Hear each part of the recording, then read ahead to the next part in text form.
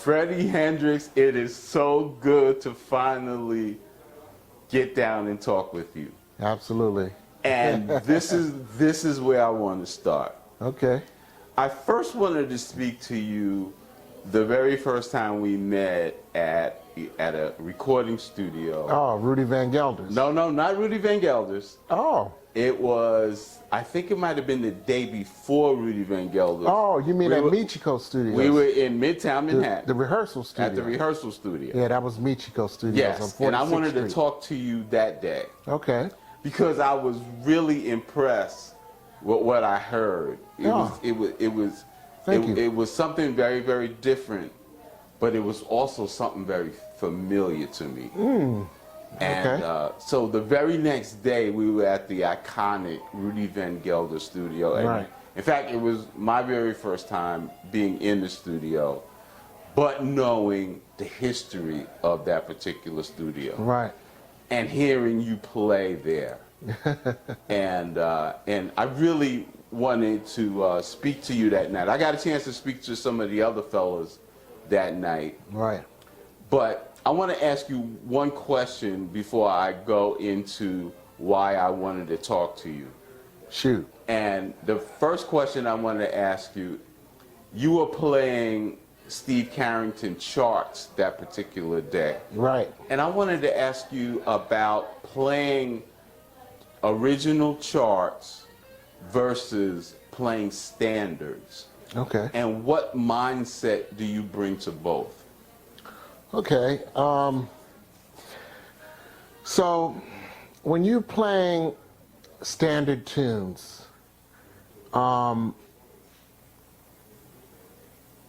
it's a different mindset than playing somebody's originals, mostly because when we come up learning standards, you come up listening to a jazz icon or, you know, a jazz titan, somebody that you admire and respect, and you get their perspective on how they approach standards. So your natural instinct or reaction is to take an approach that they would have taken across from that, because, you know, that's how we come to learn standards. But as you become a more seasoned player, and as you grow as a man or as a woman in this music, when you start to play people's original compositions, that's when you begin to discover that you cannot rely on the jazz masters that influenced your playing. Their influence on your playing is always there. Right. And it comes out at the right moment and at the right time. At least most times anyway. But point being is this, which is that when you're playing somebody's original composition, that's when your identity and your personality, all of that is immediately brought to the table, because you're forced to have to develop your own sound. You have the music has never been recorded before, or at least not from you, so there's no reference point to lean off of, or something that you studied prior to when you're going to recording. So whatever you do at that moment is coming purely from you, and how you vessel or channel into the spirit of the music.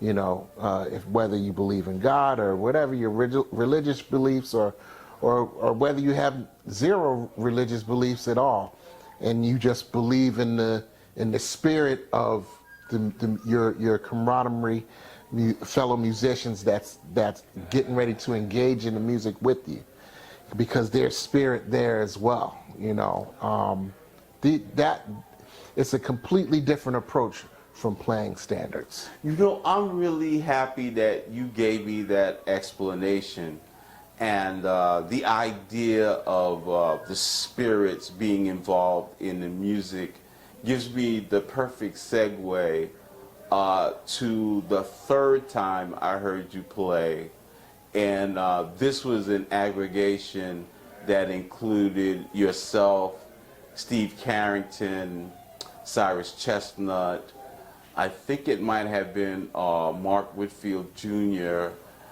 and Lizette Santiago at an outdoor venue in Harlem. Right. And I noticed on that particular date, you really brought the fire to that particular outside venue. And I wanted to talk to you that day as well. Okay. And you played with so much energy and passion that day. And I just wanted to tell me, what were you thinking about during that particular date? I was thinking about a lot of things because we, as you know, we was playing outdoors and stuff, and we're pretty much in Harlem. You know, you're in a primarily African American neighborhood, Right. and so you're going to play for the people. So, you know, that should automatically hit home in your heart, because you want to play well for your people. At least you want them walking away saying, wow, you know, the music is in good hands. So that was on my mind. And then from a literal standpoint of view, if you recall, there was also a generator. They was using a outdoor generator. That's right. And that sound was so apparent that, you know, all of us literally had to find a way to channel it out, Right. so And that play it wouldn't, above that sound. so that it wouldn't disturb the flow of the music. That's right. That's right. And so there was also those thoughts there too. But ultimately, once downbeat starts, I'm just trying to get in the zone, whatever and however way I can. And so when it's time for me to solo, I try to think about the first phrase or the first few notes that I want to play. I always usually my personal approach to soloing is I try to take my time. I try to bring the listener in first and foremost, and then I start to engage and maybe be a little bit more full throttle with it, and then of course you have to wind down your solo too. So I feel that as jazz musicians, we all should strive to be great soloists.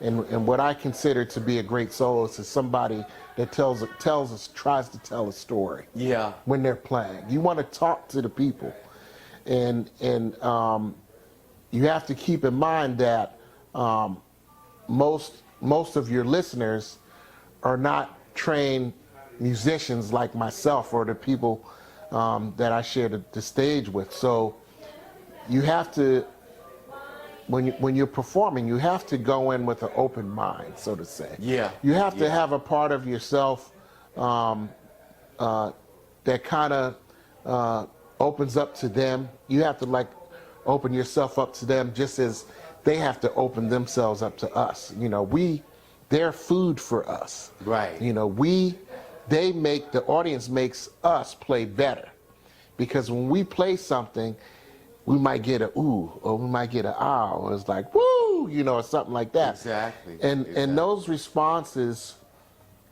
is what propels us to move forward and to excel the music and bring it to a climax where the spiritual realm then does like a 360 Right. between the band and the audience. You know, we need them just as much as they need us. Exactly. They're looking to us to make them feel better, regardless of, you know, if they had maybe somebody had a bad day, you know, maybe they had a hard day at work, maybe they had a rough week at work, or maybe the whole month has just been a drag. Maybe they're worried about paying their bills, maybe they're worried about taking care of their kids, maybe they're worried about are they going to still be able to stay in their home for another month? You know, Right. These are the day-to-day trials and tribulations that people are faced with day in and day out, and especially in this day, everybody's worried about COVID.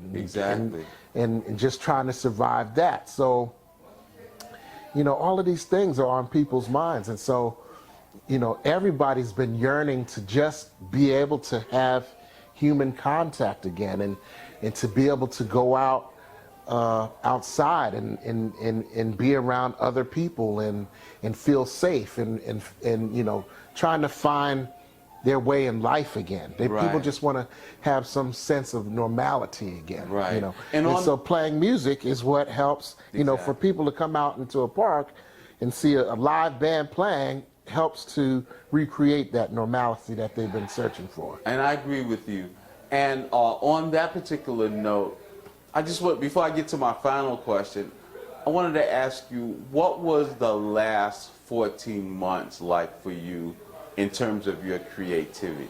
Woo! Oh man, very kind of spotty. I went through a depression. Music was always in my mind, like 24/7, but to actually play,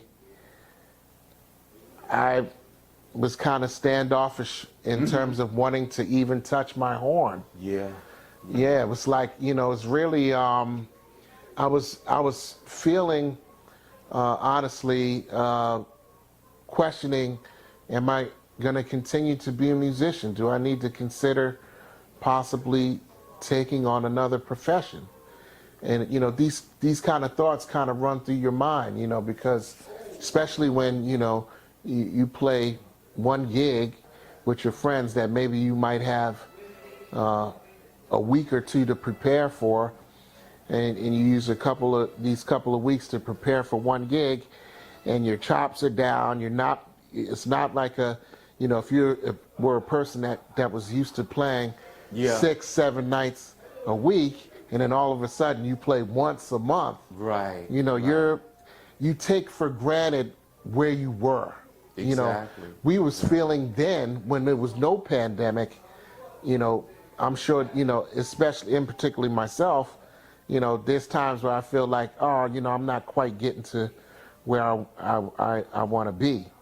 And then pandemic hit, and you go to play, and you're like, whoa, I was actually somewhere pre-pandemic, and not realizing that, wow, I actually was getting to some stuff. Maybe it's still not to my liking, but way beyond the point of to have to just prepare for one gig, and then all of a sudden you're off again, and then you couldn't get to nothing.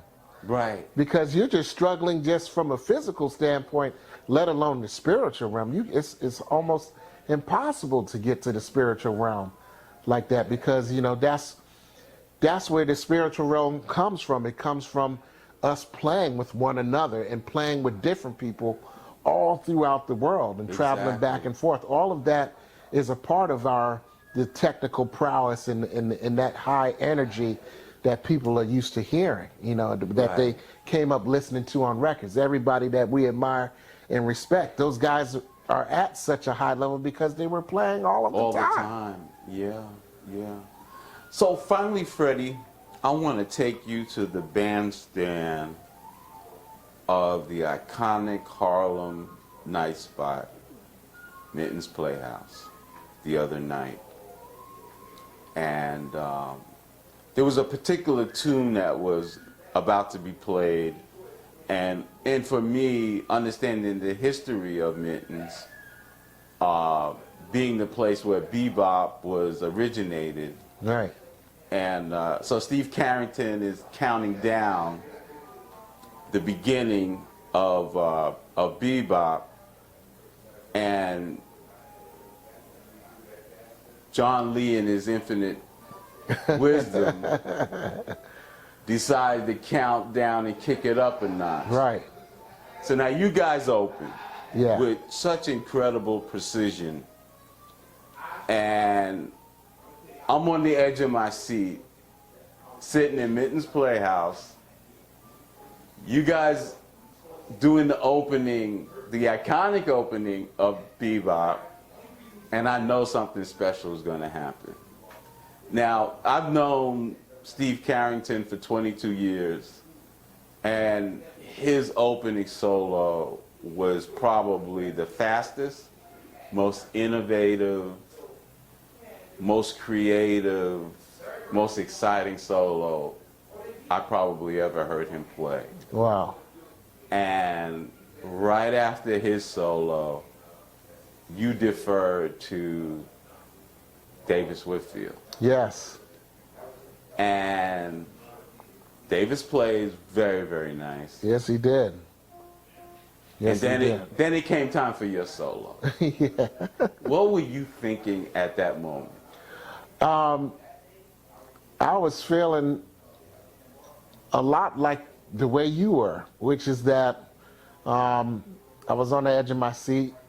I was listening to Steve quite intensely, and he did play a magnificent solo. So much, it was so great to the point that I actually felt that I couldn't. It was too much for me to follow, and as you said, I deferred to wanting to play. I was sitting there thinking, seconds before he finished his solo, like, wow, how am I gonna follow this up?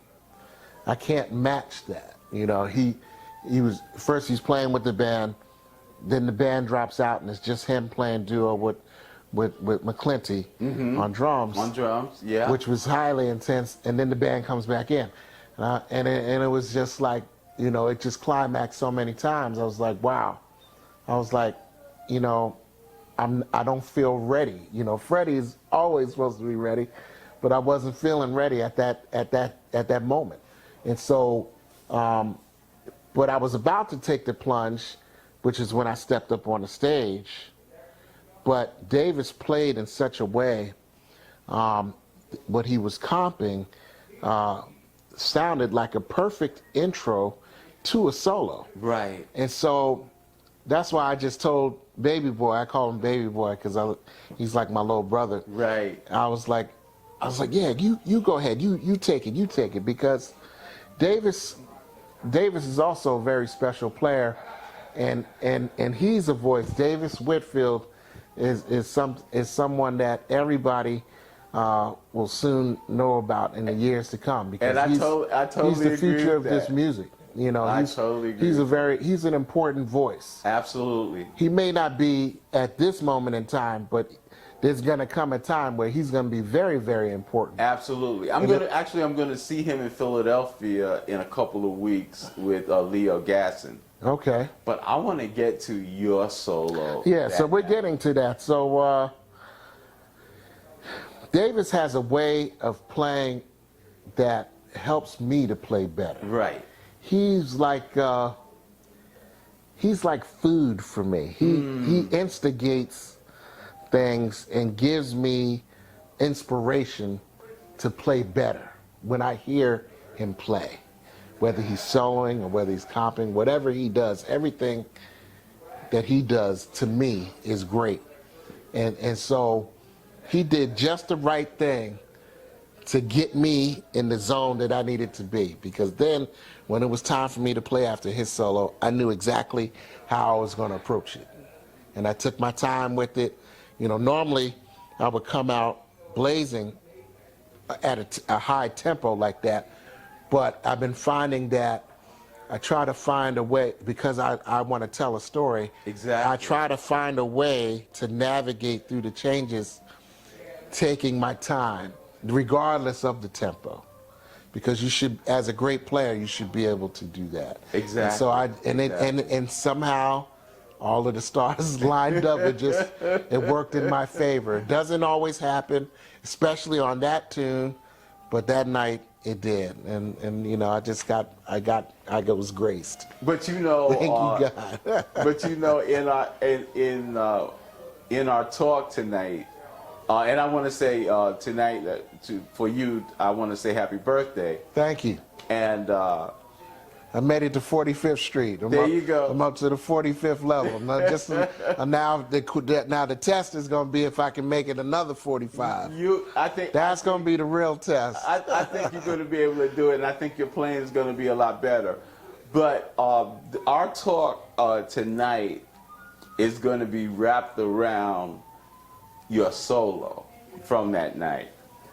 And I want to tell you, man, you brought the spirits of just about every great trumpet player I ever heard in my life. Wow. I mean, you brought the audacity of a Dizzy Gillespie and the bodaciousness of a Freddie Hubbard and the drive and the excitement of a Clifford Brown all in one night. Wow.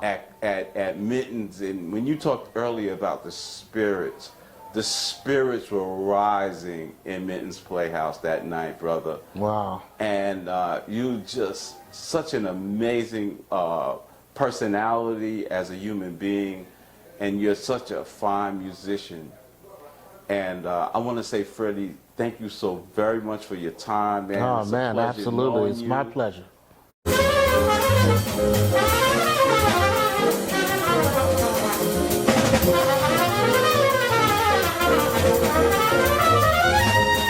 Thank you.